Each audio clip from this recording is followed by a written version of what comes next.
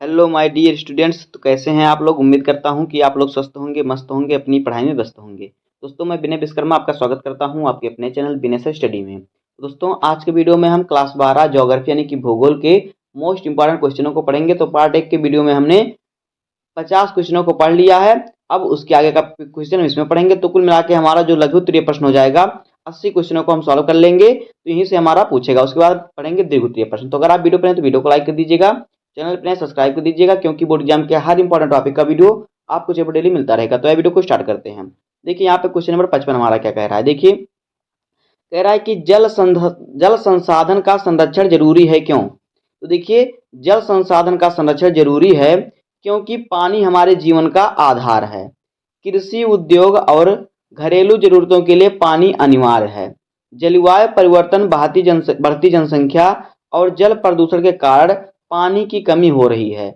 यदि जल संसाधनों का संरक्षण नहीं किया गया तो भविष्य में जल संकट का सामना करना पड़ेगा, यानी जल की हमारे लिए कमी हो जाएगी आने वाले समय में। तो हमें जल संरक्षण करना चाहिए, जल को बचाना चाहिए। अब देखिए क्वेश्चन नंबर अगला क्या है, नेक्स्ट वाला क्वेश्चन। देखिए नेक्स्ट क्वेश्चन है, क्वेश्चन नंबर 56 कह रहा है कि वर्षा जल संग्रहण तकनीकी क्या है। तो देखिए उत्तर, जल संग्रहण तकनीकी उन विधियों को कहते हैं जिनसे बारिश का पानी या अन्य स्रोतों से प्राप्त पानी को संरक्षित और संग्रहित किया जाता है। जो बारिश के पानी को इकट्ठा करते हैं, इसमें बारिश के पानी को छतों या जमीन से इकट्ठा करके टैंक या कुएं या जलाशयों में संग्रहण करना शामिल होता है। ये तकनीकी जल की कमी को दूर करने, भूजल स्तर बढ़ाने और जल संकट से निपटने में मदद करती है। अब अगला क्वेश्चन देखिए क्या है, क्वेश्चन नंबर 57। देखिए नेक्स्ट क्वेश्चन हमारा है कि उत्तर भारत में सिंचाई के मुख्य साधन क्या है। तो देखिए, उत्तर भारत में सिंचाई के मुख्य साधन है नलकूप, नहरें, ट्यूबवेल और कुएं। नहरें नदियों से पानी लाकर खेतों तक पहुंचाती हैं, जबकि नलकूप और कुएं भूमिगत जल का उपयोग करते हैं, यानी जमीन के नीचे से जल निकालते हैं। कुछ क्षेत्रों में बारिश का पानी भी सिंचाई के लिए इस्तेमाल किया जाता है। ये साधन कृषि उत्पादन को बढ़ाने में अहम भूमिका निभाते हैं। अब अगला क्वेश्चन देखिए, क्वेश्चन नंबर नेक्स्ट। देखिए कह रहा है कि पूर्वी भारत की दो नदी बेसिनों का उल्लेख कीजिए। तो देखिए, पूर्वी भारत की दो प्रमुख नदी बेसिन हैं, गंगा नदी बेसिन और दूसरा ब्रह्मपुत्र नदी बेसिन। देखिए, ये दोनों नदी बेसिन पूर्वी भारत के महत्वपूर्ण जल स्रोत हैं और इनका कृषि, जल आपूर्ति और परिवहन में महत्वपूर्ण भूमिका है, यानी महत्वपूर्ण योगदान। यानी इनसे कृषि भी होती है और फिर जल भी जरूरत लोगों को पूरा होता है, और इससे परिवहन यानी सामान ले जाया लाया जाता है, नदियों में से नहाया जाता है। अब देखिए अगला क्वेश्चन है, ऊर्जा के नवीनीकृत तथा अनवीनीकृत साधनों में अंतर स्पष्ट करें। तो देखिए, ऊर्जा के नवीनीकृत तथा अनवीनीकृत साधनों में निम्नलिखित अंतर है। देखिए, इस तरफ हमारा है नवीनीकृत ऊर्जा साधन, दूसरी तरफ है अनवीनीकृत ऊर्जा साधन। तो देखिए नवीनीकृत ऊर्जा साधन क्या है। देखिए नंबर 1, ये साधन प्रकृति से निरंतर उपलब्ध होते हैं, जैसे कि सौर ऊर्जा, पवन ऊर्जा। और अनवीनीकृत ऊर्जा साधन जो है ये सीमित मात्रा में उपलब्ध होते हैं, जैसे कि कोयला और तेल। दूसरा देखिए क्या है, नवीनीकृत साधन में इनसे पर्यावरण प्रदूषण नहीं होता, और अनवीनीकृत साधन जो है इससे ऊर्जा के पर्यावरण प्रदूषण होता है। आगे देखिए, नवीनीकृत तो साधन की इसमें क्या होता है, इनका उपयोग अस्थायी और दीर्घकालिक होता है, और जो अनवीनीकृत होते हैं ये साधन धीरे धीरे समाप्त हो सकते हैं, इसलिए इन्हें लंबे समय तक का उपयोग करना मुश्किल होता है। अब अगला क्वेश्चन देखिए क्या है। अगला कह रहा है कि भारत के 4 प्रमुख नाभिकीय ऊर्जा केंद्रों के नाम लिखिए। तो देखिए, भारत के 4 प्रमुख नाभिकीय ऊर्जा केंद्रों के नाम निम्नलिखित हैं। नंबर 1 है तारापुर, जो कि महाराष्ट्र में है। दूसरा है नरौरा, जो कि उत्तर प्रदेश में है। तीसरा है काकरापारा, जो कि गुजरात में है। और चौथा है कलपक्कम, जो कि तमिलनाडु में है। अब देखिए अगला क्वेश्चन है कि भारत के 4 लौह अयस्क उत्पादक राज्यों के नाम लिखिए। तो देखिए, भारत के 4 प्रमुख लौह अयस्क उत्पादक राज्य निम्नलिखित हैं। नंबर 1 है उड़ीसा, दूसरा है झारखंड, तीसरा है छत्तीसगढ़ और चौथा है कर्नाटक। अब देखिए अगला क्वेश्चन क्या है। अगला क्वेश्चन है कि खनिजों का संरक्षण एवं प्रबंधन क्यों आवश्यक है। तो उत्तर देखिए, खनिज पदार्थ समापन संसाधन है, अर्थात कुछ समय के बाद यह समाप्त हो जाते हैं और इनकी पुनः पूर्ति संभव नहीं होती। खनिजों को पुनः निर्मित नहीं किया जा सकता क्योंकि खनिजों का निर्माण दीर्घकालिक प्रक्रिया है, अतः इनका समुचित संरक्षण और प्रबंधन आवश्यक होता है। जो खनिज होते हैं, जो खाने वाली चीजें होती हैं।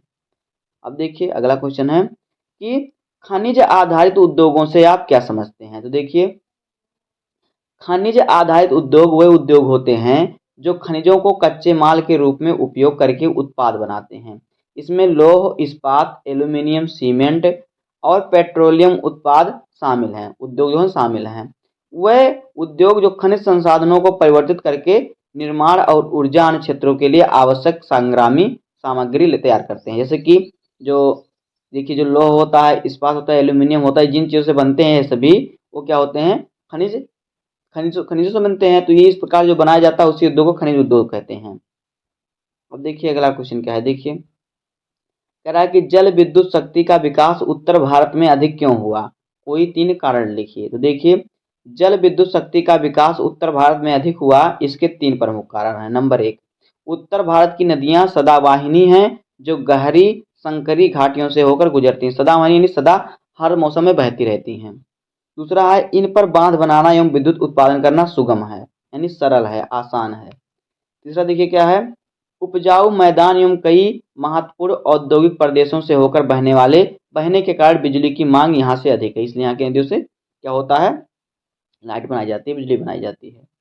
अब देखिए अगला क्वेश्चन है कि बायोगैस क्या है। तो देखिए बायोगैस क्या है।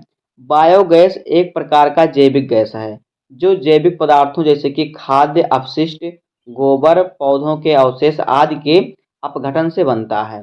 यह मुख्य रूप से मीथेन गैस से बना होता है और इसका उपयोग ऊर्जा उत्पादन, रसोई के लिए ईंधन और बिजली निर्माण में किया जाता है। यह पर्यावरण के लिए स्वच्छ और नवीनीकरण योग्य ऊर्जा स्रोत है। अब आगे देखिए अगला क्वेश्चन है कि चीनी उद्योग एक मौसमी उद्योग है क्यों। तो देखिए चीनी उद्योग एक कृषि आधारित उद्योग है जिसमें कच्चे माल के रूप में गन्ने का प्रयोग किया जाता है। गन्ने की कटाई के साथ ही चीनी उद्योग को कच्चे माल प्राप्त होने लगते हैं और मिल का संचालन प्रारंभ हो जाता है, परंतु साल के बाकी दिनों में यह उद्योग अपनी क्षमता अनुसार कार्यशील नहीं रहता, इसलिए इसे मौसमी उद्योग भी कहते हैं। जो चीनी का मिल होता है उसमें गन्ने का सीजन होता है, ठंडी का मौसम तभी वो चलता है, चीनी बनता है तभी गन्ना तैयार होता है, और बाकी मौसम में बंद रहता है, तो ये हो गया है मौसमी उद्योग कहलाता है ये सब। अब आगे देखिए अगला क्वेश्चन है कि कच्चे माल के आधार पर उद्योग कितने प्रकार के होते हैं, नाम लिखो। तो देखिए कच्चे माल के आधार पर उद्योग 5 प्रकार के होते हैं। नंबर 1 है कृषि आधारित उद्योग, दूसरा है खनिज आधारित उद्योग, और चौथा है पशु आधारित उद्योग, और फिर पांचवा है उद्योग द्वारा निर्मित कच्चे माल पर आधारित उद्योग। अब देखिए अगला क्या है। अगला है कि भारत के 4 सूती वस्त्र उद्योग वाले राज्यों के नाम लिखिए। तो देखिए भारत के 4 सूती वस्त्र उद्योगों के नाम निम्नलिखित हैं। नंबर 1 है महाराष्ट्र, दूसरा है गुजरात, तीसरा है कर्नाटक और चौथा है तमिलनाडु। अब आगे देखिए अगला क्वेश्चन क्या है। देखिए कह रहा है कि बेंगलुरु भारत का सिलिकॉन सिटी है, जो है बेंगलुरु भारत का सिलिकॉन सिटी है क्यों। तो देखिए सूचना प्रौद्योगिकी उद्योग का भारत में सबसे अधिक विकास बेंगलुरु हुआ है। भारत की सर्व प्रमुख सॉफ्टवेयर पार्क बेंगलुरु है, इसलिए इसे सिलिकॉन सिटी कहते हैं। यहाँ के देसी कंपनियों को अपनी गुणवत्ता के कारण अंतर्राष्ट्रीय ख्याति मिली है, जो बेंगलुरु है। अब आगे देखिए अगला क्वेश्चन क्या है। देखिए कह रहा है कि मुक्त आकाश नीति क्या है। तो देखिए मुक्त आकाश नीति एक अंतर्राष्ट्रीय समझौता है जो देशों को एक दूसरे के हवाई क्षेत्रों में नागरिक और सैन्य उड़ानें संचालित करने की अनुमति देता है। इसका उद्योग देशों के बीच सहयोग और पारदर्शिता बढ़ाना है। इसके तहत कोई भी देश दूसरे देश के हवाई क्षेत्र में विमानों के माध्यम से निगरानी कर सकता है, जिससे दोनों देशों के बीच आपसी विश्वास को बढ़ावा मिलता है। ये होता है मुक्त आकाश नीति। अब देखिए अगला क्वेश्चन क्या है। अगला क्वेश्चन है कि पर्वतीय क्षेत्र विकास कार्यक्रम पर एक संक्षिप्त टिप्पणी लिखिए। तो देखिए पर्वतीय क्षेत्र विकास कार्यक्रम का उद्देश्य पहाड़ी क्षेत्रों के आर्थिक, सामाजिक और पर्यावरणीय विकास को बढ़ावा देना है। इसमें कृषि, बुनियादी ढांचे, पर्यटन, जल संसाधन प्रबंधन और वन संरक्षण को प्राथमिकता दी जाती है। ताकि इन क्षेत्रों में जीवन स्तर में सुधार हो और पलायन को रोका जा सके। अब आगे देखिए, अगला क्वेश्चन है कि स्वर्णिम चतुर्भुज राजमार्ग पर टिप्पणी लिखिए। तो देखिए, स्वर्णिम चतुर्भुज भारत के 4 प्रमुख महानगर हैं, दिल्ली, मुंबई, चेन्नई और कोलकाता को जोड़ने का कार्य करती हैं। यह मुख्य रूप से आर्थिक विकास के लिए बहुत ज़्यादा उपयोगी है। श्रीनगर को कन्याकुमारी से जोड़ने वाला जो उत्तर दक्षिण गलियारा तथा असम से सिलचर को गुजरात के पोरबंदर से जोड़ने वाला जो पूर्वी पश्चिमी गलियारा है, इसी परियोजना का अंग है, जो जो स्वर्णिम चतुर्भुज राजमार्ग परियोजना है। अब आगे देखिए क्या है। अगला क्वेश्चन है कि संचार से आप क्या समझते हैं। तो उत्तर देखिए, संचार का अर्थ है विचारों, जानकारी, भावनाओं या संदेशों को एक स्थान से दूसरे स्थान तक आदान प्रदान करना। यह व्यक्तियों, समूहों या संगठनों के बीच हो सकता है और मौखिक, लिखित और इलेक्ट्रॉनिक माध्यम से भी संभव। जैसे कि मौखिक मतलब किसी के पास कॉल करके कोई संदेशा बना रहे हैं, कोई कोई बात बता रहे हैं। और फिर मौखिक क्या हो गया, लिखित का हो गया, लिखित कोई पत्र के माध्यम से आप भेज रहे हैं। इलेक्ट्रॉनिक क्या हो गया, फोन के माध्यम से व्हाट्सएप कर रहे हैं, इस प्रकार से। आगे देखिए, संचार सामाजिक, व्यावसायिक और शैक्षिक गतिविधियों में महत्वपूर्ण भूमिका निभाता है। अब देखिए अगला क्वेश्चन क्या है। देखिए, कह रहा है कि सड़क परिवहन की किन्हीं 2 समस्याओं का उल्लेख कीजिए। तो देखिए, सड़क परिवहन की 2 मुख्य समस्याएं निम्नलिखित हैं। नंबर 1 है यातायात जाम। तो देखिए, यातायात जाम क्या है, बड़े शहरों में वाहनों की संख्या अधिक होने से जाम की समस्या रहती है, जिससे समय की बर्बादी होती है और ईंधन भी अधिक खर्च होता है। जहाँ पे देखिए, कभी कभी आज देखते हैं एक साथ ही 50-60 गाड़ियाँ खड़ी हो जाती हैं, इस पर जाम लग जाता है, आगे पीछे जाने का रास्ता नहीं, तो लोग गाड़ी चला के धीरे धीरे खिसकते हैं। इसमें क्या होता है, समय भी बर्बाद होता है और ईंधन भी खर्चा होता है। उसके बाद सड़क दुर्घटनाएं, खराब सड़कें, नियमों का उल्लंघन और वाहन चलाते समय लापरवाही के कारण दुर्घटना होती है, जिससे जान माल का नुकसान होता है। देखिए, जहाँ पे सड़कें खराब होती हैं, कहीं यहाँ पे गड्ढा, कहीं वहाँ पे गड्ढा, जिससे कि ड्राइवर इधर उधर डगमगा जाता है, जिससे क्या होता है, दुर्घटना होती है।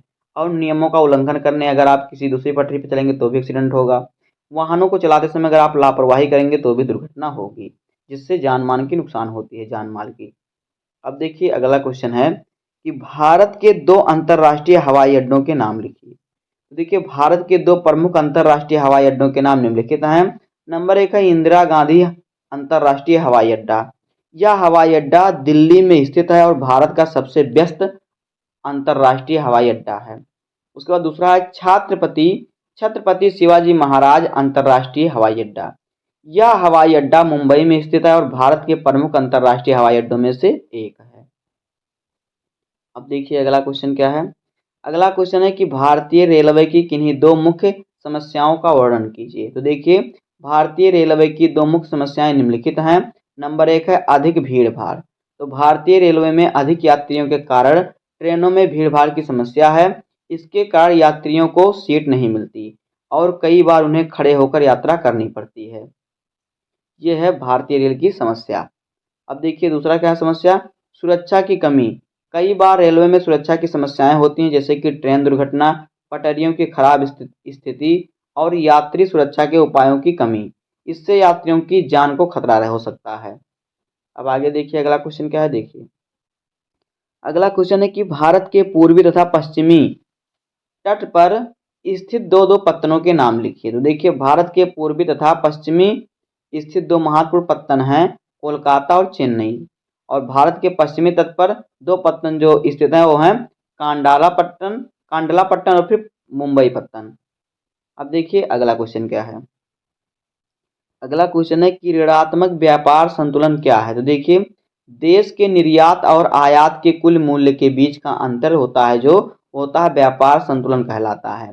यदि आयात का मूल्य देश के निर्यात मूल्य से अधिक होगा तो व्यापार संतुलन ऋणात्मक होगा। भारत में पेट्रोकेमिकल के आयात के कारण ऋणात्मक संतुलन रहता है। आगे देखिए क्या है। अगला है कि वायु प्रदूषण के प्रमुख स्रोतों का वर्णन कीजिए। तो देखिए, वायु प्रदूषण के प्रमुख स्रोतों में औद्योगिक कारखानों से निकलने वाला धुआं, वाहनों का धुआं, कृषि गतिविधियों में उपयोग होने वाले रसायन, कचरा जलाना और ऊर्जा उत्पादन के लिए जीवाश्म ईंधन को जलाना शामिल है। ये स्रोत हानिकारक गैसें और कण वातावरण को छोड़ते हैं, जिससे कि वायु प्रदूषित होती है। अब आगे देखिए अगला क्वेश्चन है कि जल प्रदूषण को परिभाषित कीजिए। तो देखिए जल प्रदूषण वह स्थिति है जो हानिकारक रसायन, जैविक अपशिष्ट, प्लास्टिक और विषैले पदार्थ जल में मिलाने से उसकी गुणवत्ता को खराब कर देती है। इससे न केवल पीने का पानी दूषित होता है बल्कि जलीय जल यानी जो तालाबों में जल होता है, जलीय जीवन, मानव स्वास्थ्य और पर्यावरण पर भी नकारात्मक प्रभाव पड़ता है। तो दोस्तों इस प्रकार से जाएगा क्लास 12 ज्योग्राफी के मोस्ट इंपॉर्टेंट क्वेश्चन। तो पार्ट 1 और पार्ट 2 का वीडियो लेकर हमने 80 क्वेश्चनों को बता दिया लघु उत्तरीय प्रश्नों का। तो बस इतना ही आप तैयार कर लीजिए, इसी में से ही आएगा जो आपका लघु उत्तरीय प्रश्न होगा। अब हमारा बच्चा है दीर्घ उत्तरीय प्रश्न, तो उसको हम सॉल्व करेंगे।